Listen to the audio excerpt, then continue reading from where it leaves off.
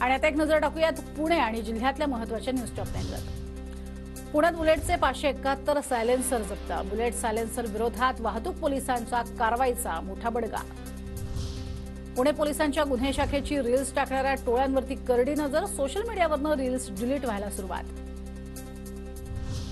बारामतीमधील झारगडवाडी शाळेमध्ये भरला चिमुकल्यांचा बालआनंद बाजार। शाळेतील मुलांसह ग्रामस्थांचा उपक्रमाला उत्स्फूर्त प्रतिसाद।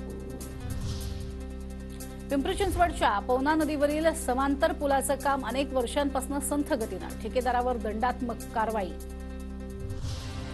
आज पुन्हा मनसे नेते वसंत मोरेंचं स्टेटस। लोकसभा निवडणुकीसाठी वसंत मोरेंची जोरदार मोर्चे बांधणी। पुण्याच्या खेडमध्ये आदिवासी ठाकर समाजाला मिळणाऱ्या रेशनिंगमध्ये भ्रष्टाचार। नागरिकांच्या आंदोलनानंतर दुकानदाराचा रेशनिंग परवाना काढून घेतल्याची तहसीलदारांची माहिती।